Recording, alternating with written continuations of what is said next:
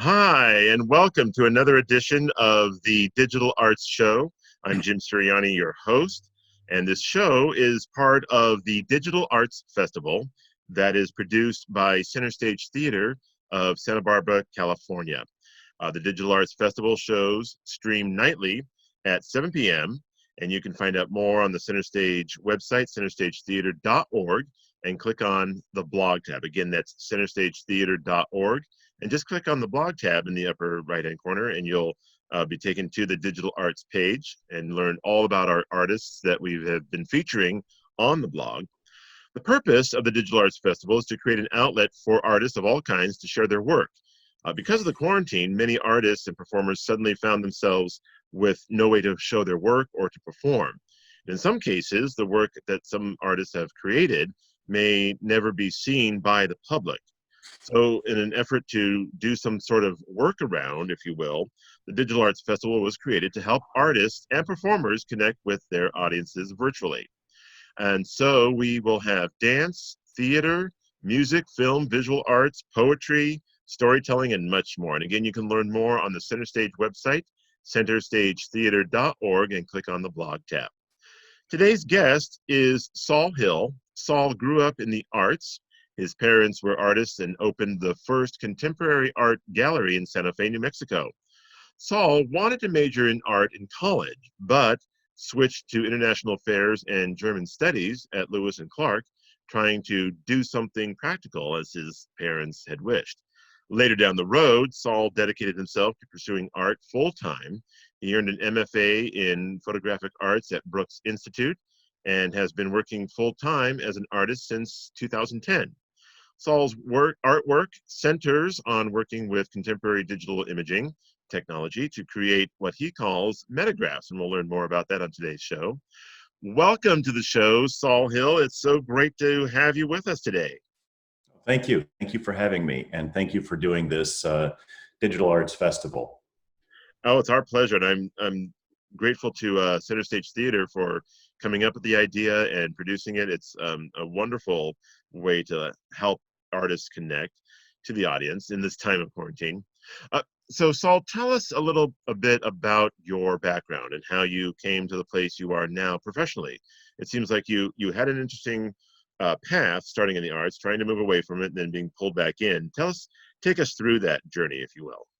Well, it's sort of a natural, story of growing up with parents that do something and then, kind of aiming to do anything but the same thing eventually.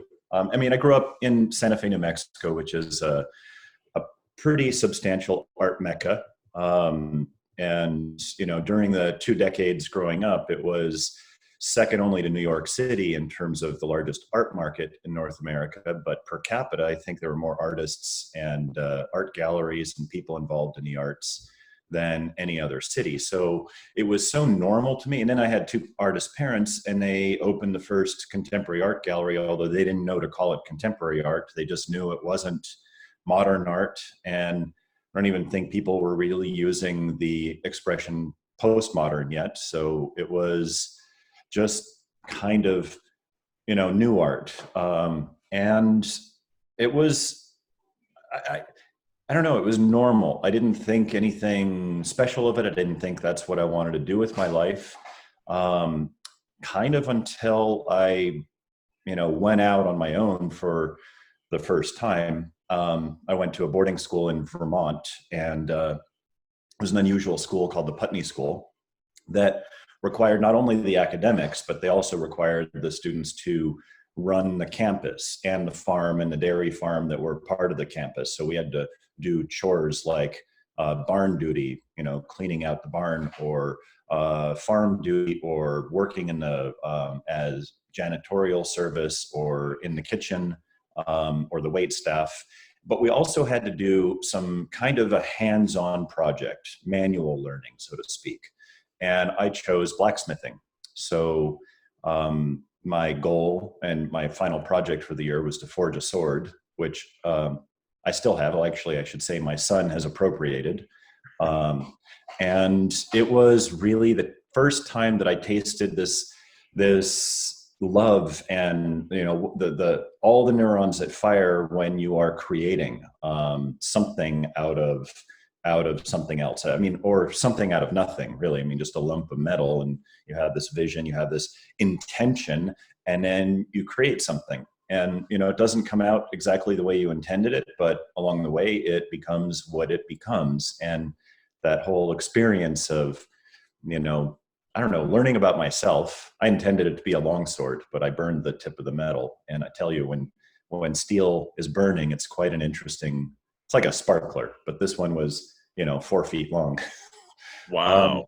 So I then went back to my old high school in Santa Fe, New Mexico.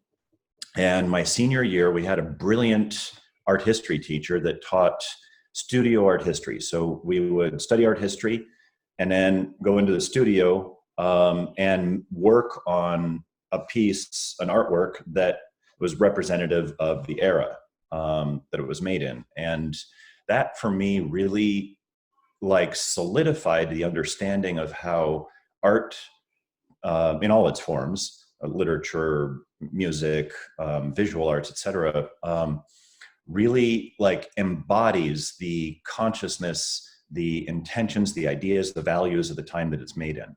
And it was something I felt. It was like a visceral understanding that I got from that class. But I still didn't think I was going to pursue art in my life.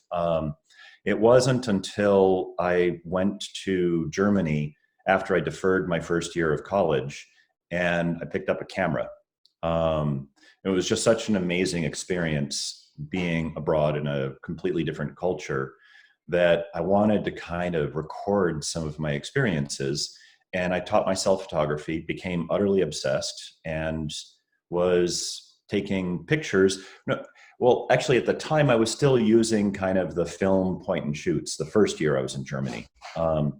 Then I went back to, came back to the States, went to Lewis and Clark College, and I fell into studying.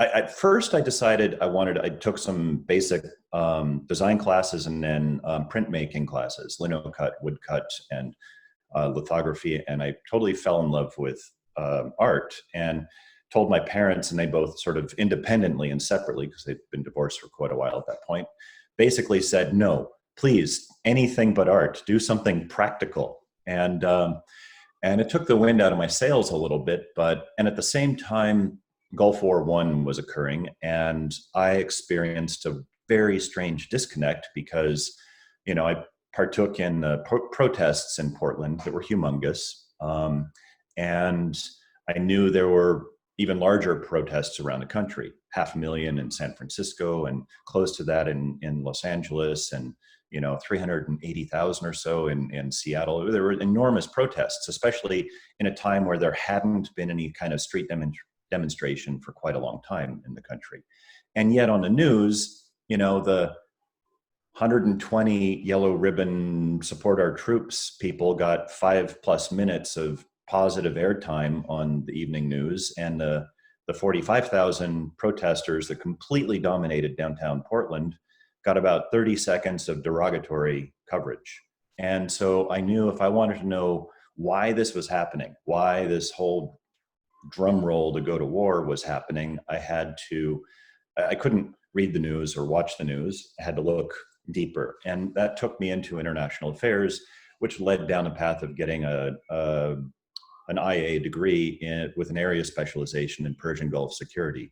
And an odd specialization, but very relevant at the time. But I also knew along the way that there was no way I could live with myself, given my values and my interests, pursuing that degree. I couldn't see myself wearing a tie and a suit, working for the CIA, the military, a multinational corporation, or the State Department. And those are pretty much the career paths. So, I still always had this creative outlet. The fewer art classes I took in college were more of a vent, a place to sort of vent myself. And then because I was also doing a dual major, I was doing a German major degree, which was an easy thing to accomplish after my spending a year abroad before going to college. I went and did one more year abroad in Munich, and that's where I really fell in love with the camera. I got myself an old Canon A1 and taught myself, manual photography. And man, it was like always in my hand. I was always with it. And I had this deal with my dad that I would mail the film rolls home, and he would have them developed and, see what I was up to and send me, the negatives and the prints back. And that was an interesting, and then we would have intermittent letters and phone conversations. And, it was kind of a fun way of discussing the experiences I was having, and he would have some visual insight. He's an artist as well, so of course he thinks visually. And that was for me the real taste of like, this is an amazing way to communicate. And I was all lit up by it. But still I was pursuing these other degrees, and I knew I just had to create. So after college, I also had a weird experience. I inherited a little bit of money, and I bought an old rundown house in Portland that I remodeled through my college years when I was there, and rented out rooms, acted as landlord. But the thing I learned was housing is toxic. Modern construction, indoor air quality is worse than most urban area air quality, before the shutdown. And I was horrified. So I got really interested in healthy and non-toxic alternative building with straw bale, with rammed earth, with adobe, with super adobe, with various forms of natural building. And that's what I thought I would do, because it involved creating something beautiful, something very pragmatic that we all have to live with, housing. But it was just too big. I couldn't stand the management of all the subcontractors and people not showing up. In New Mexico, the building trade is really non-responsive. It's like herding cats or worse. So I kind of burnt out, didn't want to do that. And my wife and I started a lighting design and manufacturing business. She was a paper artist from Brazil. So we were making lamps made out of natural stone, uncut except for the bottoms, and twigs rising right out of the stone, and with handmade paper lampshades and lighting fixtures. And that was called Zenstone lighting. And we did well. It was very fun creating the process, creating the designs, figuring out the tooling to actually produce and manufacture these things, and then figure out the markets. And I didn't have a business background, so a lot of this was creative until we were kind of at a plateau and had employees, and it just became business and management and, customer service management and all these sorts of things that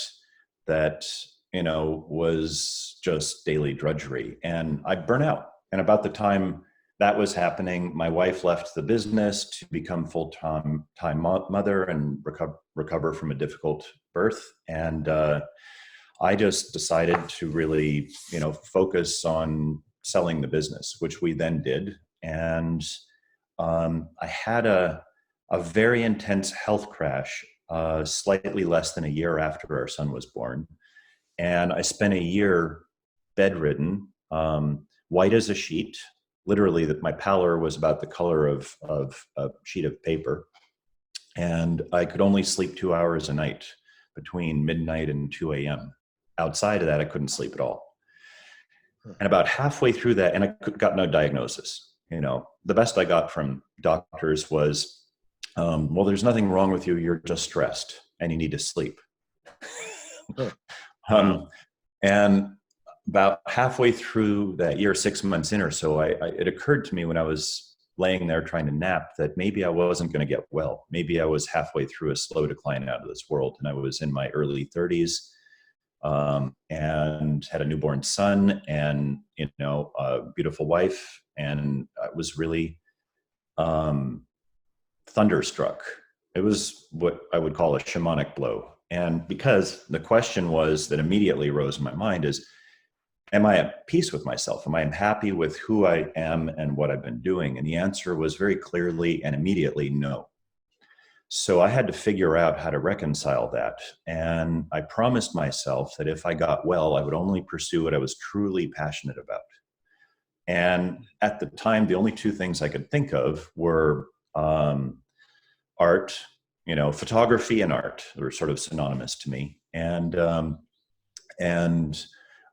sustainable architecture. I got very interested in it at the time on sort of the development of LEED architecture and green architecture and zero carbon footprint. And so I thought, these two paths, and I started photographing all kinds of things I had created and put together applications to schools with a focus in green architecture, and ended up loving the process of creating the portfolio and the photography and the various renderings and other projects and designs I had come up with from the lighting and from, other things that almost turned me on more. And I decided also to apply to some art schools, photography with photography, and or with a focus in that led me to Brooks. And so in a way, the health crash, which in hindsight is not confirmed, but circumstantially, absolutely, because I've always tested on the we don't know, possibly not, but it looks like it was Lyme disease. And it looks probably like it was from my wife, because she had a clear bullseye rash when she was younger, hiking through the jungles of Brazil to go cave exploring and rock climbing, that, she had been in remission, but came back with the difficulty of pregnancy. And so, that was a big turmoil for me. And, but now I kind of think of it as a blessing, because it was something that set me on the path that I, is truly in my heart. So in a circuitous, long-winded answer, that's kind of how I came to be where I'm at now. Wow, that's an amazing journey. It's an amazing story. And it's wonderful that you were able to kind of figure all of this out Mhm. while you were ill. Very amazing story. I truly believe that. So let me ask you then about metagraphs. If you can explain what those are, and it's a very unique technique, I understand. Yeah, well, it's camera-based work. And the reason I don't call them photographs are that, a photograph is a recording of light energy.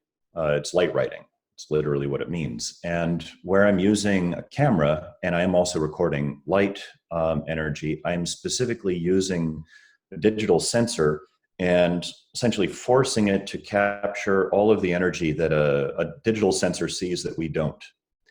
We see a very narrow band of the electromagnetic spectrum, invisible light, and but that's a very narrow part of it. And so what I'm doing is I'm sort of subverting the intention of digital photography to represent through digital technology light writing. But a digital sensor is a recording energy device. It records electrons that fall into the pixel ports, and all kinds of things besides visible light will push them down in there. And so I call them metagraphs because they are a recording. It's a graph of something, but it's a recording of much more than just visible light. And for me, that's a metaphor for the fact that reality is tremendously larger than our senses will allow us to believe. We actually live in a virtual, in any ways, our experience of reality around us is a virtual hologram, even visually. We only actively see, something the size of our thumb at arm's length. That is all that our brain actually has the processing power to calculate in real time. So everything else we're seeing at the moment outside of that little fovean circle is a constructed hologram that your brain maintains based on memory and like association and approximation and expectation. So I find this really fascinating. And, for me, this recording of all of this other stuff, which involves you know, stray energy from within the camera, electronic camera system, but also what is called cosmic noise. And that is energy from outside the camera that affects, you know, the digital capture and creates, both of these create what's called digital noise. And noise for me is like, I was initially interested in, you know, what can I do aesthetically with this stuff that everyone hates? Let me rewind a little bit. I got interested in this towards the end of my last year at in art school at Brooks, doing the MFA program, because I had noticed all through the first year of the undergraduate program that they made me take because I didn't have a photographic bachelor's degree, um, that in the world of photography, everybody hated digital noise. You know, in classes, there were only two things that would fail any assignment: inappropriate or lack of focus, and digital noise. No matter how compelling an image was, if it had either of those two features or failures, then it was an automatic reshoot. And I noticed in every magazine and every advertisement and every workshop and every article, everything in the world of photography was deriding digital noise. They were extolling their technology to minimize it, or their algorithms to get rid of it, or their techniques to minimize it, et cetera, et cetera, et cetera. And I remember thinking somebody should do something so compelling with digital noise that people would have to love it, just to show that nothing is inherently ugly or worthless. It just depends on how you look and where you put your value. And it was another, I don't know, year and a half before it occurred to me that maybe that somebody should be me, because no one else was doing it. And so initially I was just thinking aesthetically, but as I went along, I was very intrigued by what is digital noise, what is noise. And scientifically, it just means something that is an interference with what you are actively seeking. And so for me, it also means that it is the potential for all new discovery, because when we stop for a moment to, you know, pay attention to, you know, what we're trying to look through, suddenly we can find something new and unexpected. And I think that's actually where new discoveries, new breakthroughs come from, whether it's spiritually speaking or in science, or, you know, what have you. Even creativity, you know, it comes from this place that we don't literally comprehend. It comes out, you know, new ideas come from kind of resolving noise into meaning. Right, right. Wow, that's really cool, and it's an amazing artwork. Is that one of your pieces that's hanging on the wall behind you? Is that one of your? It is, yeah. It's a piece that's, I don't know if you can tell by perspective. It's pretty big. It's about 6.5 feet wide, Okay. and that is, the title is um, "Modernist Skyline as Viewed with Hope and Tears," and the reason is because it's the view of Lower Manhattan from Ellis Island, which was called the Ah, Island of Hope and Tears, and right, very abstracted. And that's for a show in Santa Fe, New Mexico. My first solo show in Santa Fe, that was unfortunately postponed indefinitely due to the pandemic and, you know, right, everything closing. Then I right, have right. another piece here, a little closer, that I can give a little better sense of. Oh, okay, yeah, right. That's great. By the way, as everyone's watching, let me give out some of Saul's information here if you'd like to learn more about his work and what he does. Saul's website is solhill.com. That's SOLHILL.com, solhill.com. And on Facebook, you can find him there as well. Saul Hill Art on Facebook. Again, Saul Hill Art on Facebook. And Instagram, it's Saul.Hill. SOL.HILL on Instagram. So, Saul, let me ask you, tell us about the new project you are working on in response to the current COVID-19 crisis. Well, as everything shut down, and we started to truly experience what, China and Asia and Italy, and Europe was starting to go through. I, in a weird way, started to feel more connected with more, of humanity around the planet. Like intellectually, I understood what it must be like to be in those places, intellectually, and kind of, but in the deepest sense, I don't really feel like I had the compassion, for what people were going through elsewhere in the world until it came here. And so I personally felt more connected to more of humanity in a very real, deep-seated sense than I had before. Before it was intellectual. And so I was just thinking to myself, what can I do, to help create connections and maybe create a better personal connection with people that follow me, that with fans, with my collectors, etc. And so I decided to, do a project that I call the social distancing collaboration, where I will make a metograph image out of any image that someone else sends me. Whether they send me a self-portrait or a portrait of their loved ones, and originally I was thinking portraits of people, but I think I would even be willing to do it with any image, somebody's pet or one of their own artworks or something like that, some image that is meaningful for them. And so I work a number of different ways. I make the image, like print it out or display it on my screen, and then I do my special magic to make a metograph of the image itself. And it's slightly different in that, like if I'm working with a place, I often think that the energy of that place or that subject gets recorded into the image. Every place on earth has its own sort of, presence, its own energetic presence. People feel it, I mean, every city has a different vibe. Every mountain has its own kind of, energetic field or something. And people also generate electromagnetic fields. That extend, they're measurable 25 feet or so off the body.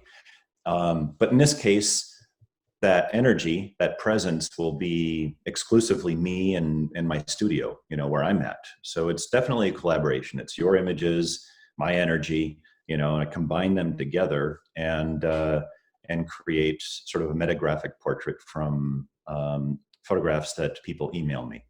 And then I priced them very, very low because, right now I don't think people are wanting to spend a lot of work on art, and I want to make it very, very accessible. So, I'm doing, 8 by 10 prints for $75, and 20 by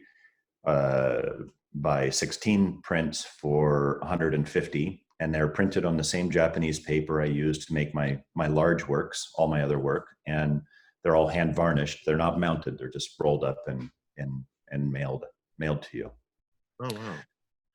That's amazing. That's great. What a wonderful project, and what a great way to try to capture this moment, in a way that's kind of, it's a negative event that we're going through, but at the same time, creating something positive and something that people can, 5, 10, 20 years from now can look at it, and it's kind of a way to remember. Yeah. Yeah. Yeah. So I But would like also to, to make an exhibition of all the images that I make through this project, afterwards, just as a testament to people, connecting at a time when we are physically disconnected. right. It's amazing the way that everybody's coming together to maintain connections in all kinds of new and novel ways. So this was, I thought, a project that I could do to kind of represent that, this, new normal or temporary normal or whatever Hopefully this temporary. whatever this thing is that we're experiencing. Yeah, yeah. Well, Saul, that sounds amazing, and I'm glad that you're doing that, and it's a great project. Unfortunately, we're about out of time, but before we go, I just want to give everybody your information one more time so they can figure out how to contact you. To learn more about Saul and his work, you can go to his website, solhill.com. That's SOLHILL.com. And you can find him on Facebook and Instagram. Facebook, it's Saul Hill Art, all one word, SOLHILLART on Facebook. And on Instagram, it's Saul.Hill, SOL.HILL.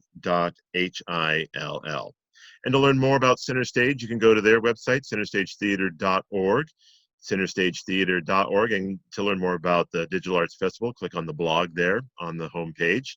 And if you'd like to know more about me, you can find me on all the social media, Facebook, Instagram, etc., at Jim on the Air. Thank you so much to everybody for viewing this, and thank you for participating. And we'll catch you Thank you. next time. Bye for now. Bye bye.